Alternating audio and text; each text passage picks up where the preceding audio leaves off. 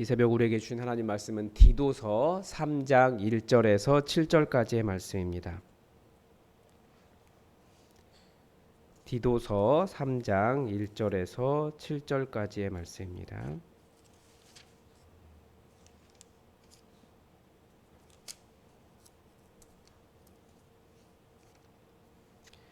우리 하나님의 말씀을 다 함께 읽겠습니다.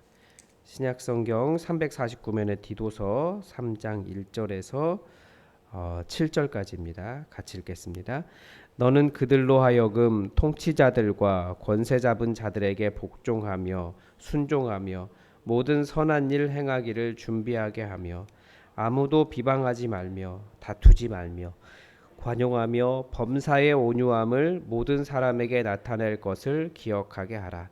우리도 전에는 어리석은 자요 순종하지 아니한 자요 속은 자요 여러 가지 정욕과 행락에 종 노릇한 자요 악독과 투기를 일삼은 자요 가증스러운 자요 피차 미워한 자였으나 우리 구주 하나님의 자비와 사람 사랑하심이 나타날 때에 우리를 구원하시되 우리가 행한 바 의로운 행위로 말미암지 아니하고 오직 그의 긍휼하심을 따라 중생의 씻음과 성령의 새롭게 하심으로 하셨나니 우리 구주 예수 그리스도로 말미암아 우리에게 그 성령을 풍성히 부어 주사 우리로 그의 은혜를 힘입어 의롭다 하심을 얻어 영생의 소망을 따라 상속자가 되게 하려 하심이라. 아멘.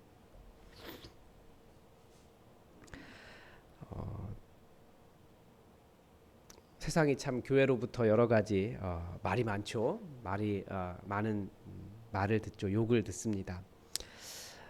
그런데 어떻게 보면 저는 욕을 먹는다라기보다 약간은 조금 다르게 생각합니다. 교회도 세상 안에 속해 있는 한 요소로서 어떤 사회적인 역할을 해야 된다라고 하는 그런 요청이다라고 그렇게 생각이 됩니다. 또 다른 모습으로 보면 세상을 회복시키기를 바라시는 하나님께서 이 세상에 회복시키는 존재로서 교회의 변화를 요구하는 것이다. 이렇게도 볼 수 있습니다. 사람들이 뭐 이런저런 말을 많이 하지만 분명히 우리는 이 세상에 속한 존재로서 이 세상의 한 존재로서 어떤 역할을 해야 되는 것이 맞고 또 세상도 그러면 교회가 역할이 무엇이냐? 교회는 순결하기를 바라는 거죠. 세상 안에 여러 요소들이 있지만 그 순결함의 대표로서 교회가 되기를 바란 세상의 그런 요소로서 순결함의 대표가 교회다. 이것을 세상이 원한다라는 생각이 듭니다. 세상 사람들이 자기들은 뭐 성적으로 타락하고 뭐 횡령도 하고 재정에 문제가 있어도 정신적으로 좀 문제가 있어도 교회는 그러지 않기를 바라는 거예요. 세상에 그런 다양한 요소들이 있기 때문에 그런 성적으로 재정적으로 정신적으로 순결한 그 요소가 사회적인 요소가 교회라는 거죠. 그래서 이런 순결함을 위해서 교회는 사실은 교회가 속한 세상에 대한 이해가 필요합니다. 우리가 세속이라고도 이야기하지만 그렇게 구분을 하는데 이해하기 쉽게 교회가 속한 세상, 하나님 나라, 그 이외의 세상 세속 사회 이렇게 이해하기 쉽게 구분해 볼 수 있습니다. 우리는 바로 그런 세상 속에 살아가고 있습니다. 그래서 이 도시 안에 시민으로 살아가고 있는 건데 이 세속 사회에서 이 도시를 이루는 하나의 구성원으로서 교회는 어떻게 살아야 할까? 그 부분에 대한 답을 공공성에 대한 답을 본문이 계속 이야기하고 있습니다. 디도서가 그 얘기하고 있습니다. 그래서 오늘 본문 1절은 뭐라고 이야기합니까? 통치자와 권세 잡은 자들에게 복종하고 순종하라라고 권면합니다. 그러니까 교회는 세상에 대한 어떤 사회적이고 공적인 책임이 있다라는 거죠. 교회는 우리가 하나님을 섬기는 존재다라는 자부심 때문에 사실 세상을 좀 많이 무시하는 경향이 있습니다. 보통 그런 자부심이 어떤 식으로 나타납니까? 교회의 편의를 위해서 법을 무시하는 방식으로 많이 나타납니다. 죄송합니다. 자꾸 이렇게 컴퓨터 화면이 들어왔다가 나갔다 해서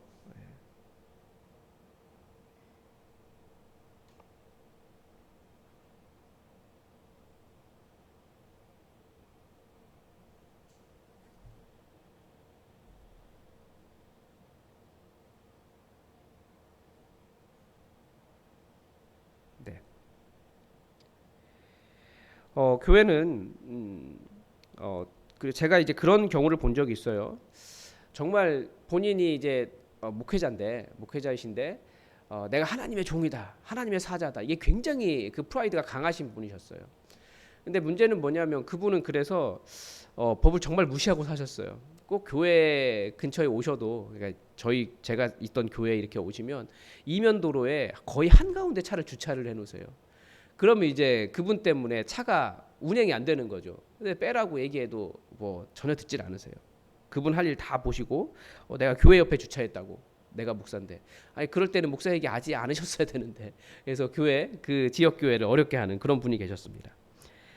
그리고 잘 알다시피 어떤 분들은 교회 그 도로 이름 바꿀 때 우리 뭐 무슨 로 하잖아요.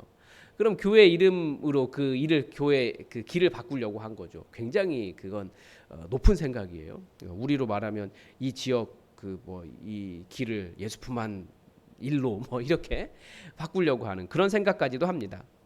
그게 다 뭐라고 할까요? 굉장히 높게 생각하는 거예요.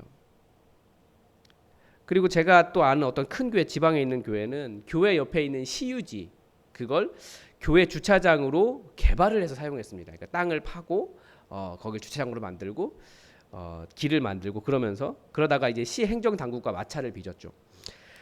교회 안에 공무원들이 있는데도 교회는 그래도 된다라고 생각하는 거예요. 우리가 이만큼의 교회고 이 정도 큰 교회인데.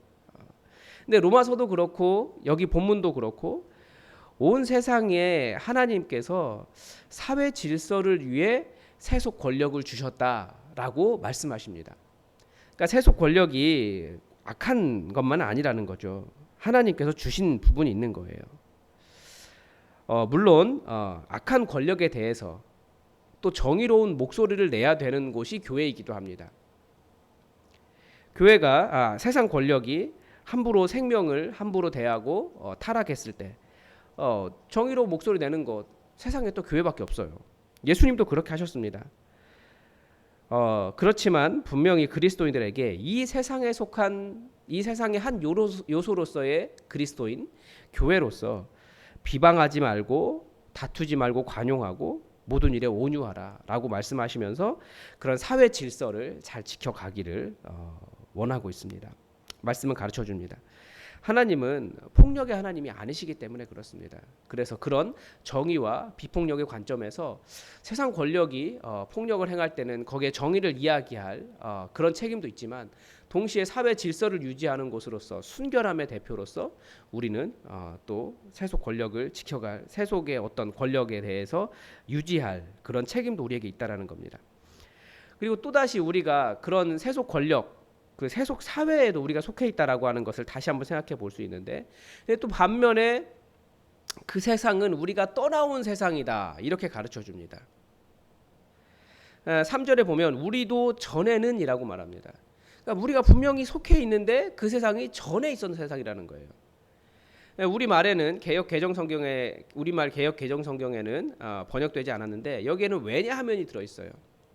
그러니까 세상에 속해서 세상 권력을 인정하고 있음에도 왜냐하면 우리는 그 세상을 떠나왔습니다 이렇게 말하는 거예요. 전에 속했던 세상이라고 이야기하죠. 이건 뭐겠습니까? 전에 속한 세상에 살던 방식을 이야기하는 겁니다. 그 전에는 어떤 사람이었습니까? 어리석은 자, 순종하지 않는 자, 속은 자, 정욕과 행락의 종로로 산 자, 악독과 투기를 일삼은 자, 가증스러운 자, 피차 미워한 자. 이게 세속 사회의 삶의 방식입니다. 7가지 세속 사회의 삶의 방식이 나오죠. 그러니까 그렇게 하면 안 된다라고 하는 수준이 아니라 하나님과 단절되어 있는 세속 사회가 그렇게 살아간다라는 거예요. 그렇기 때문에 우리는 그것이 예전 삶의 방식이기 때문에 떠나오라라고 말씀을 하고 있는 거죠. 로마서의 방식으로 다시 말하면 그건 사망의 방식입니다.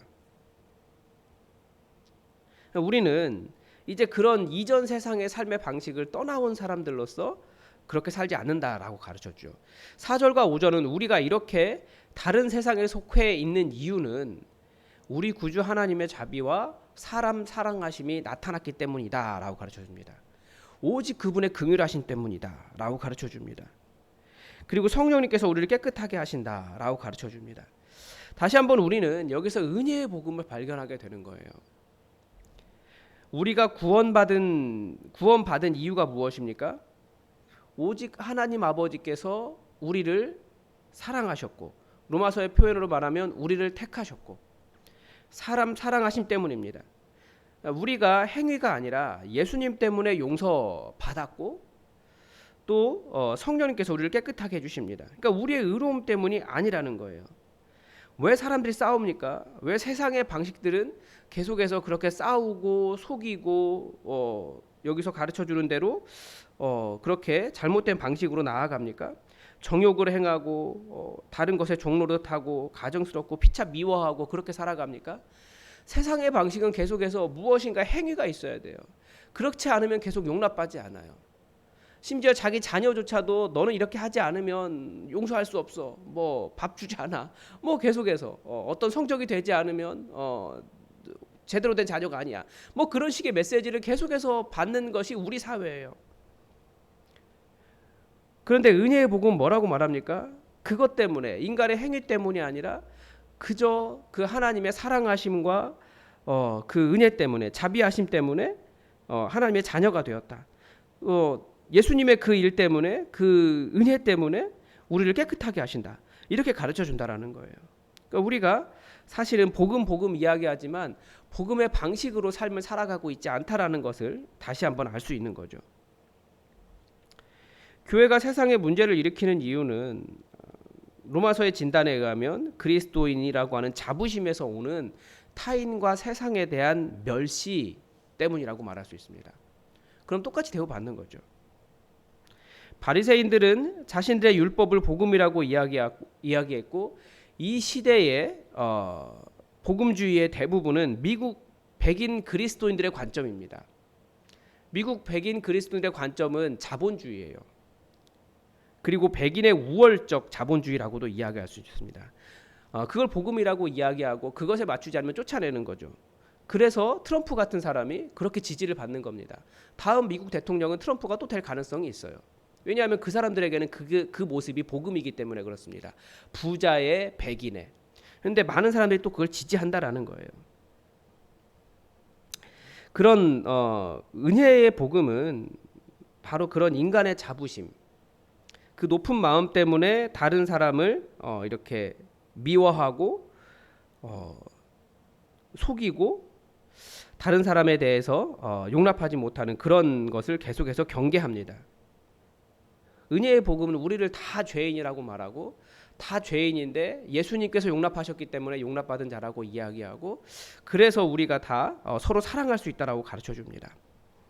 용납만 생각해봐도 그렇습니다. 여러분, 우리가 이것 못해서 이거 안 돼서 이런 부분 때문에 용납받지 못한다라는 생각을 계속하지 않으십니까? 그런데 그런 관점으로 또 그렇게 세상을 바라본다라는 거죠. 근데 은혜의 복음은 뭐라고 말합니까? 우리가 용납받았다라는 거예요. 그렇기 때문에 또 다른 사람을 용납할 수 있다라고 가르쳐주는 것이 은혜의 복음입니다. 그래서 이 은혜의 복음을 아는 그리스도인은 세상에 대해서 그렇게 욕심을 부리며 살지 않게 됩니다. 그래서 이 모습을 세상과 그리스도인의 관계를 사도 바울은 유배당한 자다라고 이야기합니다. 이 유배당한 자라고 하는 말은 구약 성경에 바벨론 포로로 끌려간 자라는 뜻입니다.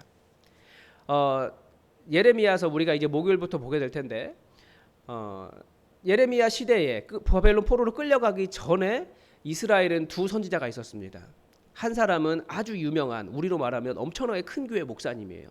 또 한 사람은 작은 교회 멸시받던 예레미야라고 하는 목사님입니다.